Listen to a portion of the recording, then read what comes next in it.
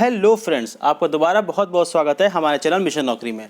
Friends, RRB NTPC की तैयारी हम लोग करा रहे हैं, आप जानते ही हैं। और आरआरबी एनटीपीसी का सिलेबस हमने बहुत पहले ही आपका कंप्लीट करा दिया है, जनरल अवेयरनेस का। और हमारी फुल रिवीजन की टारगेट रेलवे प्लस सीरीज चल रही है, जिसमें क्योंकि वीडियो लाए हुए काफ़ी 1 साल से हो गए थे, तो इसमें जो भी अपडेट हुआ है दोस्तों, वो हम लोग full revision target railway plus series में कंप्लीट कर रहे हैं। ओके फ्रेंड्स, तो फ्रेंड्स, फ्लोरा एंड फौना हमारा पहले ही हमने आपको कंप्लीट करा दिया है फ्रेंड्स, जिसकी पीडीएफ आपको अवेलेबल कराई जा रही है। आप how to get PDF playlist में जाके आप पीडीएफ पा सकते हैं। और फ्लोरा एंड फौना में दोस्तों फॉरेस्ट रिपोर्ट, ये एक नई रिपोर्ट थी जो कि दिसंबर लास्ट में करीब आई थी। तो इसको हम लोग इस फ्लोरा एंड फौना में ये अपडेट है, तो इसको हम लोग देखेंगे और ये बहुत इंपॉर्टेंट है। ये मान के चलिए कि फ्लोरा एंड फौना में इससे क्वेश्चन आपका लिख के रहेगा। ओके फ्रेंड्स, आरआरबी एनटीपीसी में। तो फ्रेंड्स, चलिए स्टार्ट करते हैं हम लोग और पढ़ते हैं फॉरेस्ट रिपोर्ट 2019 की कुछ इंपॉर्टेंट घटनाएं। तो फ्रेंड्स, मैं आपको पहले बताता हूँ, ये आपका सिलेबस है और मैंने आपको सिलेबस के अकॉर्डिंग ही पढ़ाया है बिल्कुल। और इसमें देखिए दोस्तों, फ्लोरा एंड फौना फ्लैगशिप हमने कंप्लीट करा दिया, फ्लोरा एंड फौना का अपडेट हम करा रहे हैं। और इन्वायरमेंट भी हमने अच्छी तरीके से अपडेट करा दिया है फुल रिवीजन सीरीज में।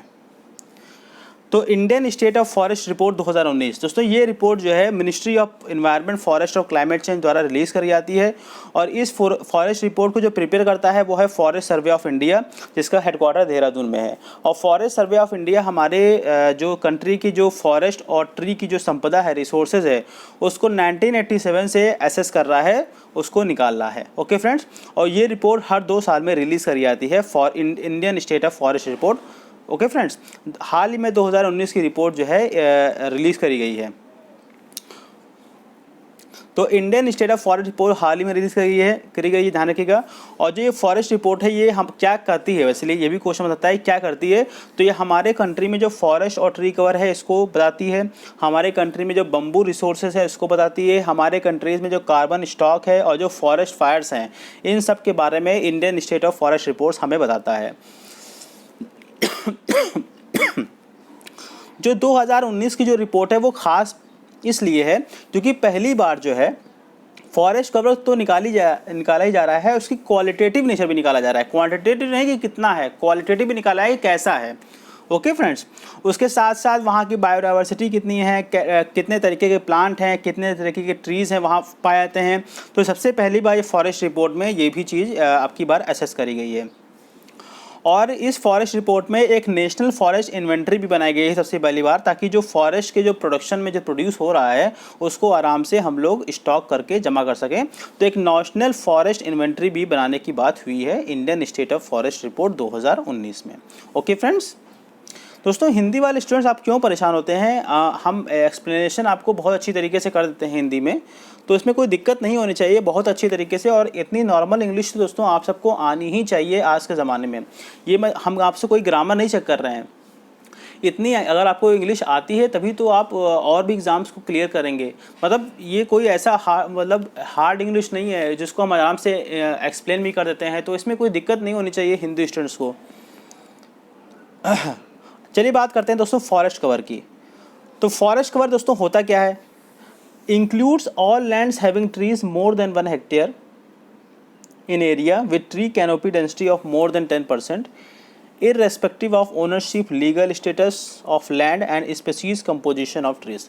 देखिए दोस्तों, वो सारी ज़मीन जहाँ पे ट्रीज़ 1 हेक्टेयर या उससे एरिया से ज़्यादा हैं। ओके फ्रेंड्स, ध्यान रखिएगा, ऐसा एरिया लैंड जहाँ पे जो ट्री की जो एरिया है, जहाँ पे पेड़ लगे हुए हैं, वो 1 हेक्टेयर से ज़्यादा हो और उसकी जो कैनोपी डेंसिटी हो, कैनोपी डेंसिटी बताएंगे क्या होता है, वो 10% से अधिक हो, तो वो एरिया जो है फॉरेस्ट कवर में आता है। ओके फ्रेंड्स, लेकिन ध्यान रखिएगा, इससे मतलब नहीं है कि उसका मालिक कौन है या उसका क्या लीगल स्टेटस है, उससे कोई मतलब नहीं है।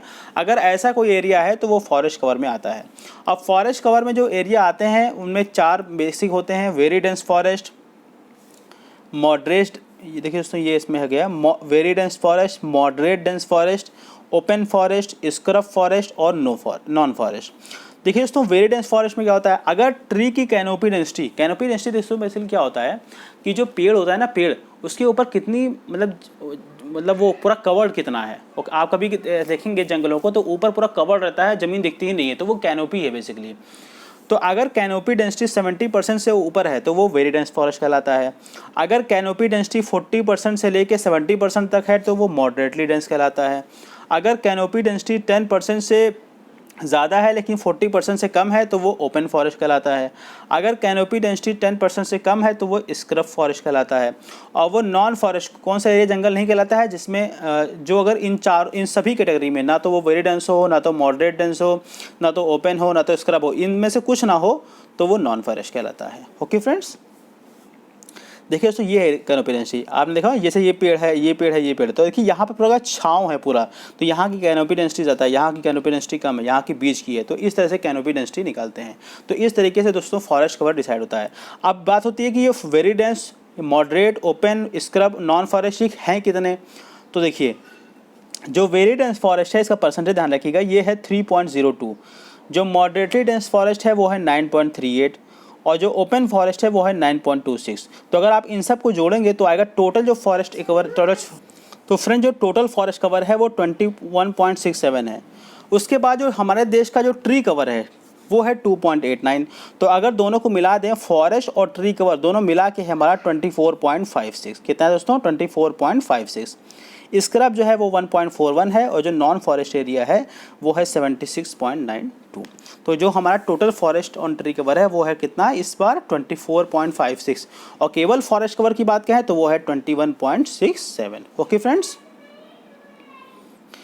अब देखिए दोस्तों कुछ इंपॉर्टेंट फैक्ट्स हम लोग देखते हैं।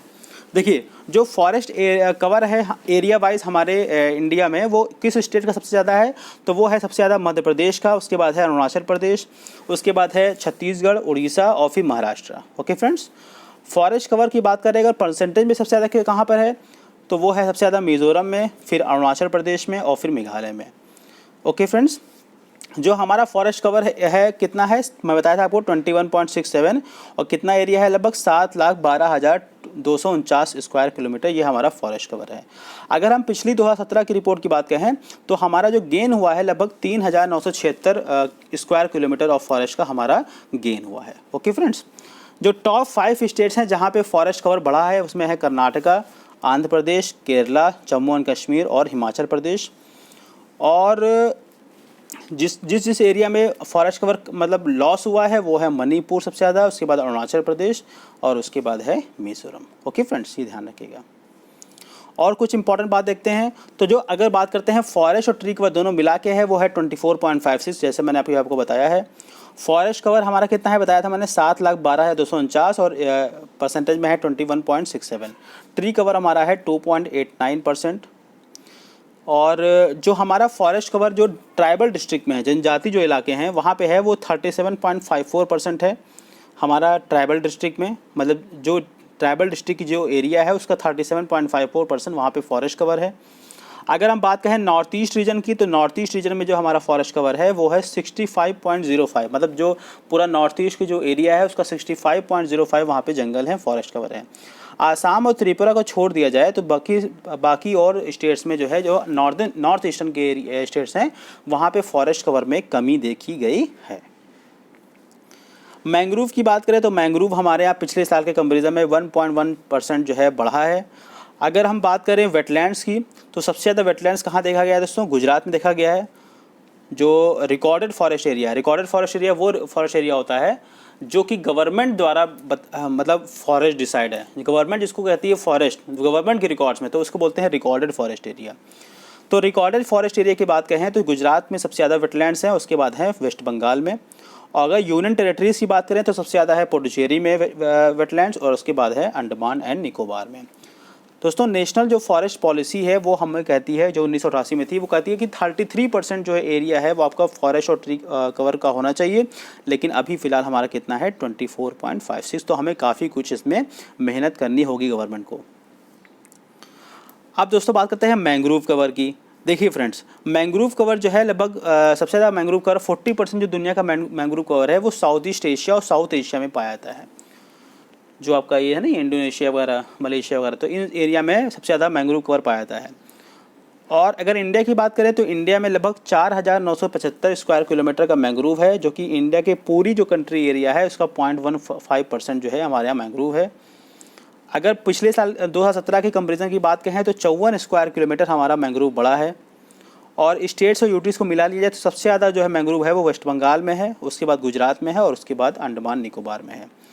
3 स्टेट जहाँ पे सबसे ज़्यादा मैंग्रोव बढ़ा हुआ देखा गया है वो है गुजरात, महाराष्ट्र और उड़ीसा। ओके फ्रेंड्स, बहुत ही शॉर्ट तरीके से दोस्तों मैंने आपको सारी रिपोर्ट बता रहा हूँ ताकि आपको ज़्यादा टाइम भी ना लगे और आराम से हो जाए।